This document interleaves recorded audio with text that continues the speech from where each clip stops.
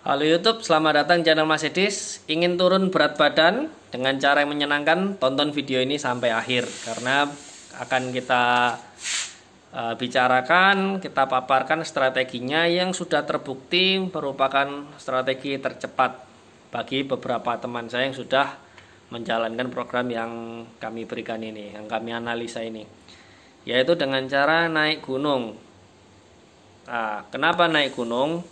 Itu bisa saya anggap lebih efektif daripada metode-metode yang lain, karena prinsipnya adalah naik gunung itu adalah hobi. Anda nggak mungkin kalau nggak hobi naik gunung Anda naik gunung, ya kan? Artinya apa? Kegiatan yang kita lakukan ini akan membuat kita itu merasa bahagia, akan merasa bahwa walaupun ini sebuah kerja keras tapi ya nggak apa-apa gitu loh. Istilahnya orang Jawa lebih bilang kapok-kapok lombok, masih pegel ya saya tetap dilakoni. Nah, tanpa kita sadari ternyata metode atau kegiatan pendakian ini adalah merupakan kegiatan yang paling efektif untuk membakar kalori dengan cara yang menyenangkan. Kalori tahu ya, kalori ya. Kalori adalah satuan nilai energi yang kita butuhkan lah istilahnya dari makanan. Jadi kan ada makronutrisi. Makronutrisi itu ada karbohidrat, ada protein, sama ada lemak. Lah itu masing-masing punya hitungan kalorinya. Lah kalau kita mau dalam hal ini mau menurunkan berat badan, otomatis kalori yang kita makan atau jumlah makanan yang kita makan harus lebih sedikit daripada kalori kebutuhan harian kita atau kalori maintenance. Nah, dalam hal ini rata-rata orang Indonesia itu tergantung pekerjaannya dan kegiatannya ya, itu mulai dari 1.300 kalori sampai 1.800 kalori per hari rata-rata, bahkan mungkin ada yang lebih tergantung jumlah massa ototnya masing-masing dan kegiatannya masing-masing. Cuman kita ambil rata-rata biar gampang, 1.500-an kalori aja ya. Nah, 1.500-an kalori ini adalah kebutuhan kita kalau nggak ngapa-ngapain. Jadi Anda cuma makan dan lain sebagainya, kalau jumlahnya pas 1.500 kalori, berarti Anda tidak menaikkan berat badan, Anda tidak menurunkan berat badan. Jadi badan kita segitu-segitu aja gitu. Kalau kurang dari 1.500 kalori itu namanya kalori defisit. Artinya badan itu minus atau negatif kalorinya, sehingga Anda akan bisa turun berat badan. Begitu juga sebaliknya, kalau kita kebanyakan makan kalori, maka kalori yang lebih itu akan disimpan dalam tubuh dalam bentuk lemak, itu yang disebut namanya kalori surplus. Kadang bisa dibentuk dalam lemak, kadang bisa jadi massa otot ya, tergantung makronutrisinya apa. Kalau kita kebanyakan karbohidrat biasanya jadi lemak, kalau kebanyakan protein biasanya jadi otot, dan itu harus dirangsang dengan namanya latihan kekuatan atau angkat beban dan lain sebagainya, termasuk dalam kegiatan pendakian. Nah, kalau kegiatan pendakian ini kan model latihan itu ada dua macam ya. Biasanya ada kardiovaskular training yang lari dan lain sebagainya untuk menguatkan otot jantung dan peredaran darah.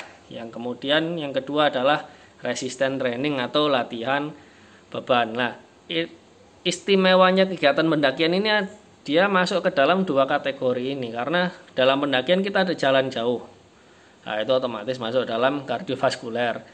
Yang kedua, karena kita biasanya umumnya membawa beban, jadi kita juga bisa masuk ke latihan beban atau resistance training. Jadi double-double kita membakar kalorinya. Dimana kardiovaskuler itu membakar kalori paling banyak, sedangkan latihan beban itu membakar kalori paling cepat. Jadi cocok banget kan kegiatan pendakian. Makanya jarang banget ada pendaki itu yang kelemon gitu loh. Biasanya kalau ada pendaki yang kelemon itu yang mau ngecilin berat badan, atau ya wis kadung suwi udah nggak pernah naik gunung, tiba-tiba naik gunung lagi, atau cuman tombok kangen lah. Tapi kalau pendaki aktif jarang banget yang berbadan lebih besar daripada berat badan idealnya. Jarang, tapi ada, tapi ya jarang gitu loh. Cuman rata-rata kebanyakan kalau memang hobinya naik gunung, apalagi diimbangi dengan nutrisi yang benar, makannya nggak ngawur, cenderung badannya akan lebih ideal daripada teman-teman yang tidak menjaga badannya.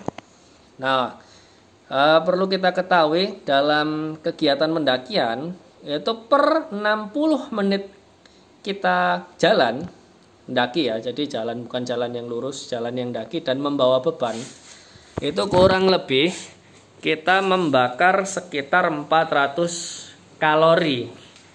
Jadi 400 kalori itu kurang lebih mie instan plus telur 1 ya, 1 mie instan plus telur 1.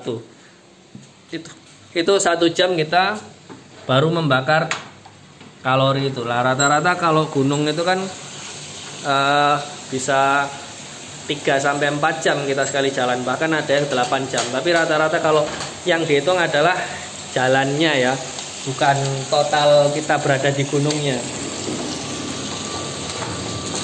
Berisik nggak di sini? Pindah dalam aja lah, berisik. Tadinya mau sekeren tapi kok berisik. Nah, oke. Nah, terus kalau kita ambil rata-ratanya saja, 1 hari tanpa kita ngapa-ngapain, kebutuhan kalori harian kita untuk maintenance adalah 1500 kalori. Otomatis kalau Anda mau membakar seluruh makanan Anda yang kita makan itu paling enggak kita perlu 2 jam jalan. Itu standar rata-rata konsumsinya. Nah, sekarang kita masuk ke strateginya, gimana caranya kita nurunkan berat badan. Jadi yang kita atur tentunya adalah di dietnya atau di makanannya atau di logistiknya kalau bahasa teman-teman ya. Kita tetap tidak menghilangkan jumlah makan, tapi yang kita ganti adalah menunya. Jadi yang biasanya mie instan kita ganti mungkin muesli atau kita ganti mungkin oatmeal tanpa topping apa-apa, atau kalau mau topping pun yang tidak mengandung gula itu lebih baik. Jadi kita dapat kenyangnya aja tapi kalorinya tidak terlalu gede gitu. Jadi kalau misalnya yang saya rekomendasikan adalah begini. Sebelum naik gunung, sebelum berangkat otomatis kita perlu energi, kita makan, tapi kita coba makan karbohidratnya dikurangi aja. Jadi banyakin di proteinnya boleh atau di lemak juga boleh. Kenapa kok karbohidratnya kita kurangin? Karena kalau kebanyakan karbohidrat, gula yang ada di dalam karbohidrat itu kan nanti masuk tubuh. Nah, otomatis tubuh akan merespon dengan memberikan namanya insulin. Nah, sedangkan efek samping dari kebanyakan insulin biasanya tambah lapar atau tambah luwe. Dan kita kalau jalan kebanyakan karbohidrat juga orang Jawa biasanya bilangnya sunduan kan gitu. Jadi biar kita lebih enak jalannya, kalorinya juga terbakar dengan lebih baik, ya kita kurangi karbohidrat, banyakin proteinnya gitu. Jadi boleh makan karbohidrat tapi dimakan siang aja kayaknya ya lebih enak. Jadi makan pagi sama makan malam itu nggak kita skip, makan siang juga nggak kita skip, cuman menunya aja kita ganti. Biasanya sih ya muesli, terus untuk pengganti karbohidrat ya tetap karbohidrat tapi yang kadar kalorinya dikurangi, atau singkong atau telo sama singkong sama nggak sih? Ubi ya gitu ya, bisa kentang, tapi juga jumlahnya juga terus diatur, jangan 1 kilo singkong kita makan untuk sekali sarapan ya enggak. Nah, untuk ngukur berapa kalori tiap makanan itu ada aplikasi namanya MyFitnessApp.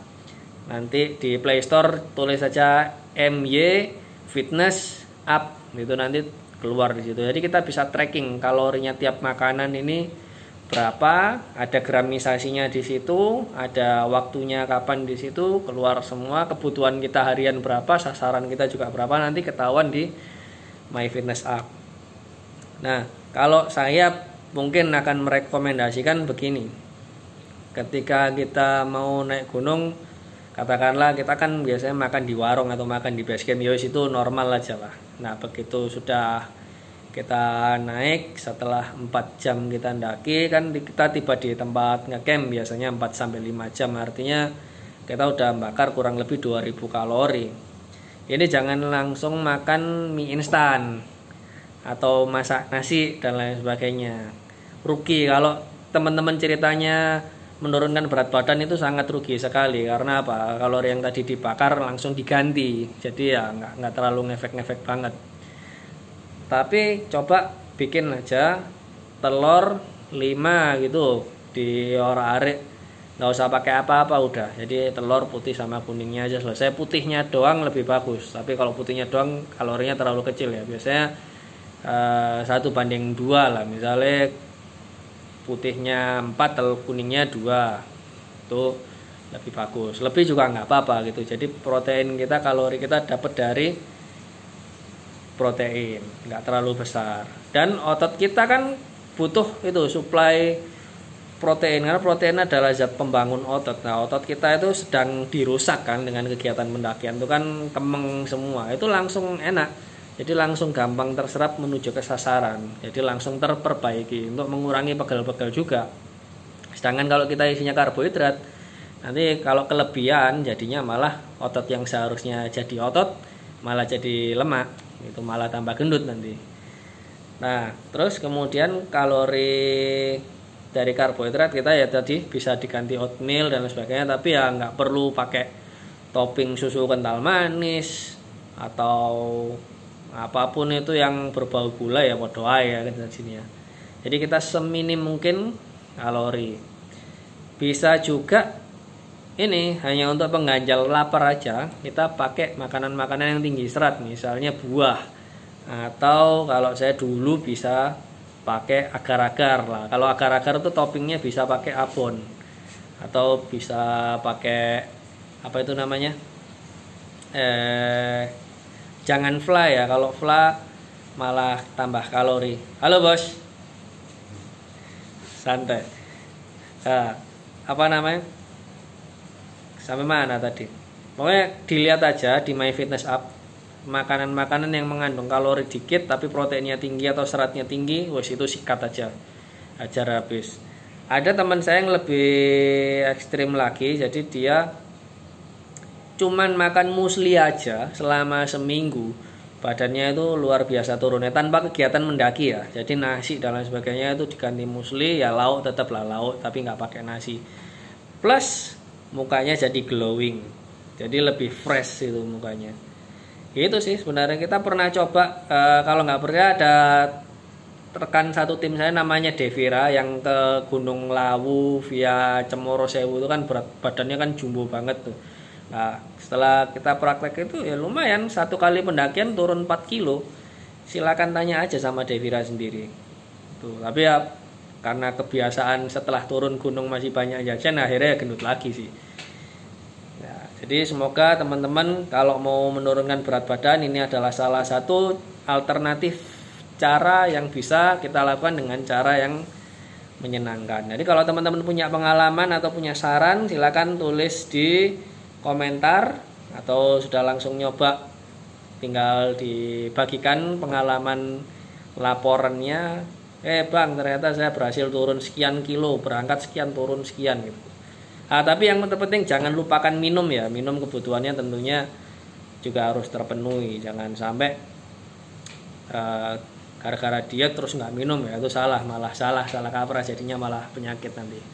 Oke, terima kasih telah menonton. Sampai jumpa di konten kita selanjutnya.